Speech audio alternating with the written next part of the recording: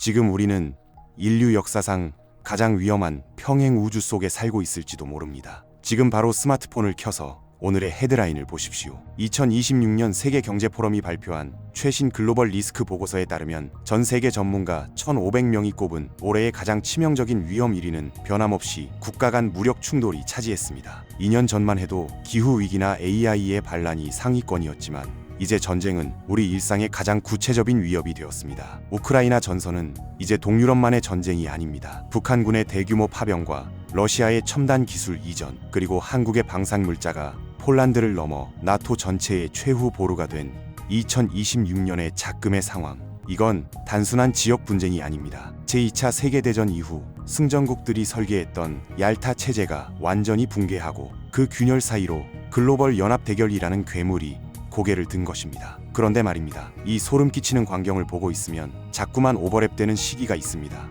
바로 지금으로부터 76년 전 1950년의 한반도입니다. 우리가 교과서에서 배운 6.25 전쟁은 무엇인가요? 김일성의 야욕과 남북한의 이념 대립이 낳은 불행한 내전인가요?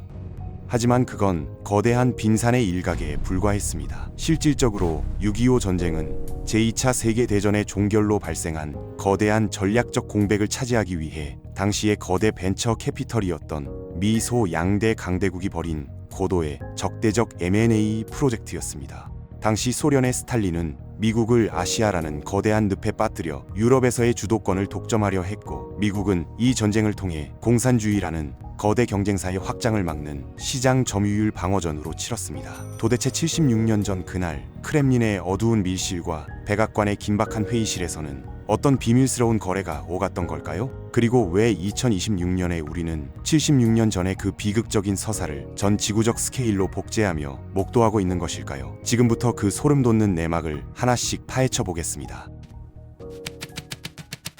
전쟁이라는 거대한 폭발이 일어나기 전 수면 아래에서는 이미 제국들의 도미노 붕괴를 예고하는 구조적 결함들이 시한폭탄처럼 작동하고 있었습니다. 사람들은 1950년 6월 25일 새벽의 포성만을 기억하지만 진짜 위기는 그보다 훨씬 전부터 지정학적 싱크홀의 형태로 나타나고 있었습니다. 제2차 세계대전이 남긴 승리의 환호성이 채 가시기도 전에 한반도는 거대한 제국들의 퇴각이 남긴 치명적인 힘의 공백 상태에 놓이게 됩니다. 일본 제국이 물러간 자리에는 해방의 기쁨이 넘실댔지만 정작 이 땅의 운명을 결정할 설계자들인 미국과 소련에게 한반도는 당장 수익을 낼 수 없는 저평가된 매물에 불과했습니다. 특히 당시 미국의 전략가들은 한반도를 태평양 방위권에서 제외해도 큰 지장이 없는 주변부로 인식하는 치명적인 오판을 저지릅니다. 이러한 전략적 무관심은 곧바로 거대한 나비 효과를 불러왔습니다. 당시 남한 내부의 상황은 그야말로 엔트로피 법칙이 지배하는 혼돈의 도가니였습니다. 해방 직후에 극심한 인플레이션으로 인해 화폐 가치는 휴지 조각이 되었고, 거리에는 식량을 구하지 못한 이들의 절규가 가득했습니다. 토지 분배를 둘러싼 계급 간의 증오는 국가라는 시스템을 내부에서부터 갉아먹고 있었으며, 이는 외부의 침략보다 훨씬 더 무서운 내부 붕괴라는 시한폭탄을 조립하고 있었습니다.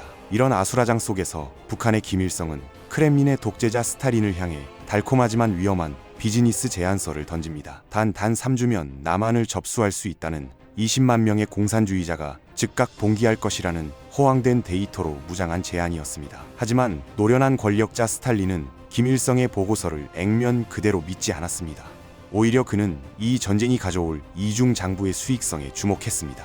스탈린은 미국이 이 전쟁에 반드시 개입할 것이라 예상했고, 역설적으로 미국이 개입하기를 간절히 바랐습니다. 미국이 아시아의 척박한 반도에 천문학적인 국방 예산과 젊은 병사들의 목숨을 쏟아붓는 동안 소련은 유럽 전선에서 아무런 방해 없이 세력을 확장하고 미국이라는 거대 공룡을 서서히 지치게 만들려는 고도의 소모전을 기획한 것입니다. 결국 1950년의 한반도는 단순히 이념이 충돌하는 지점이 아니라 강대국들이 서로의 패권을 유지하기 위해 설계한 거대한 도박판이자 언제 터질지 모르는 지정학적 화약고였습니다. 당시의 외교적 오판과 전략적 침묵, 그리고 내부의 경제적 붕괴가 맞물리며 만들어낸 이 거대한 폭풍의 전야는 76년이 지난 2026년에 오늘날 우리가 처한 현실과 소름 끼치도록 닮아 있습니다. 하지만 그게 진짜 멸망의 이유였을까요? 빙산의 일각에 불과했습니다. 이 사건이 지금 우리에게 소름 끼치도록 중요한 이유는 따로 있습니다. 6.25 전쟁의 발발 원인을 현대적인 관점에서 다시 들여다보면 이건 단순히 이념의 대립이 아니라 철저한 손익 계산에 기반한 국제적인 비즈니스 전쟁의 면모가 뚜렷하게 드러납니다. 최근 공개된 윈슨 센터의 기밀 문건들은 당시 크렘린의 수장이었던 스탈린이 얼마나 정교한 해커였는지를 적나라하게 증명하고 있습니다. 스탈린은 체코슬로바키아의 고트발트 대통령에게 보낸 비밀 정보에서 소름 돋는 전략을 하나 공개했는데, 그는 미국이 유엔 안보리에서 자유롭게 개입하도록 소련이 불참한 것이 실수가 아니라 철저히 계산된 행동이었다고 고백했습니다. 그의 목표는 미국이 다수결을 이용해 무력 개입이라는 어리석은 선택을 하도록 유도하는 것이었습니다. 이를 통해 미국을 아시아의 국지전에 연루시켜 그들의 군사력과 달러를 소모하게 함으로써 정작 소련이 사활을 걸고 있던 유럽 전선에서의 주도권을 독점하려 했던 것이죠. 더 나아가 스탈린은 중국을 이 전쟁에 끌어들여 미국과 중국이 직접적으로 충돌하게 만들었습니다. 이는 향후 수십 년간 미중 관계의 회복을 불가능하게 만들고 중국이 소련에 전적으로 의존하게 만드는 종속적 파트너십을 구축하려는 고도의 A&A 전략이었습니다. 이러한 스탈린의 설계가 성공할 수 있었던 바탕에는 미국의 치명적인 보안 허점이 있었습니다. 1950년 1월 미 국무장관 딘 애치슨이 발표한 방위선은 오늘날로 치면 보안 소프트웨어의 코드에 발생한 제로데이 취약점과 같았습니다. 미국의 국방 예산 삭감과 전후 복구라는 내부 사정 때문에 만들어진 이 전략적 침묵은 적대적인 세력들에게는 공격을 승인하는 청신호로 읽혔습니다. 억제력은 상대방에게 나의 방어 의지를 분명히 전달할 때 완성되는 것인데, 미국은 충분한 힘을 가지고도 그것을 사용하지 않을 것이라는 잘못된 시그널을 보내며 전 지구적 화약고에 불을 붙였습니다. 역설적이게도 이 전쟁의 비극은 누군가에게는 부활의 기회가 되기도 했습니다. 패망 이후 늪에 빠져있던 일본 경제는 한반도라는 전장을 병참 기지로 활용하려는 미국의 전략에 의해 거대한 자본 확충의 기회를 맞이합니다. 토요타는 파산 직전 군용 트럭 수주로 살아났고, 소니의 모태가 된 기술들은 미군 납품을 통해 성장했으며, 미쓰비시와 스미토모 같은 거대 재벌들은 군수 특수를 누리며 부활했습니다. 1950년부터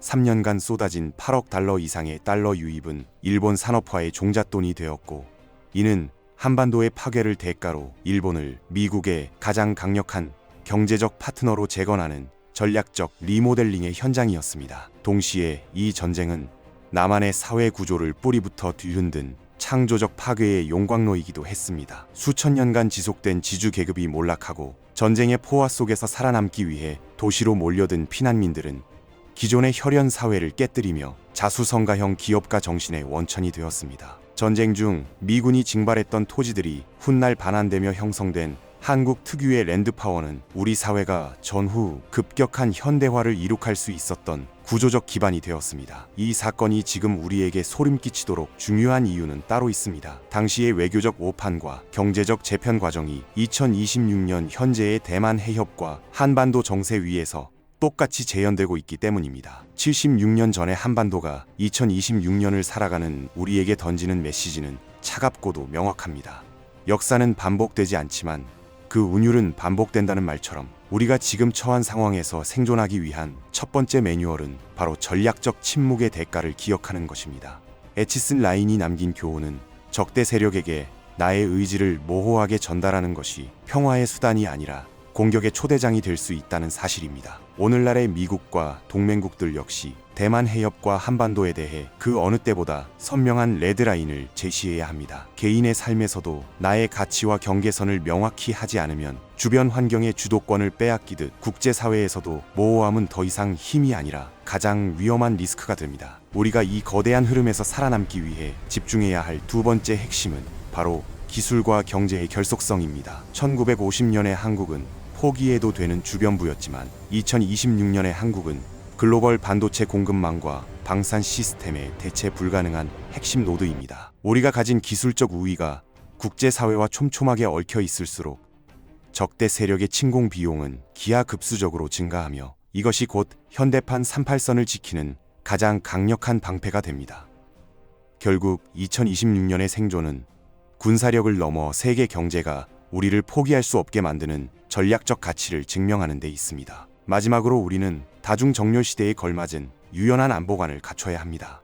과거의 6.25 전쟁이 양극 체제의 경직된 충돌이었다면 지금은 각국이 자국 이익에 따라 이합집산하는 트랜잭션, 즉 거래의 시대입니다. 트럼프 행정부 이후 더욱 노골화된 미국의 비용 대비 이익 우선주의와 중국의 팽창주의 사이에서 우리는 맹목적인 동맹 의존에서 벗어나 기술, 가치, 경제 등 사안별로 최적화된 협력 관계를 구축하는 지정학적 포트폴리오를 관리해야 합니다. 1950년의 오판을 방지하기 위한 명확한 시그널을 보내면서도 동시에 공급망 다변화를 통해 경제적 종속에서 탈피하는 상호 호혜적 관계의 재정립만이 우리가 마주한 거대한 역사의 싱크홀을 건너는 유일한 방법입니다. 역사는 과거와 현재의 끊임없는 대화라고 합니다. 76년 전 한반도의 이름 없는 고지에서 산화한 병사의 희생은 오늘날 우리가 누리는 번영과 자유의 주춧돌이 되었습니다. 하지만 그들이 몸으로 막아섰던 냉전의 파도는 사라진 것이 아니라 더욱 정교하고 강력한 모습으로 다시 우리 앞에 밀려오고 있습니다. 스탈린은 미국을 함정에 빠뜨리려 했고, 일본은 전쟁의 폐허 위에서 경제 대국의 꿈을 꾸었으며, 한국인은 잿더미 위에서 새로운 국가를 재건했습니다. 이 거대한 역사의 수레바퀴는 지금 또 한 번의 거대한 회전을 준비하고 있습니다. 우크라이나의 포성과 대만 해협의 긴장, 그리고 북한의 위협은 우리에게 묻고 있습니다. 당신은 1950년의 오판을 반복할 것인가? 아니면 그 비극에서 얻은 지혜로 새로운 역사를 쓸 것인가? 역사는 반복되지 않지만 그 운율은 반복됩니다. 100년 전 낡은 제국이 무너진 자리에 새로운 질서가 세워졌듯 지금 우리 앞에도 거대한 역사의 변곡점이 놓여 있습니다. 과거의 제국들은 멸망했거나 변모했습니다.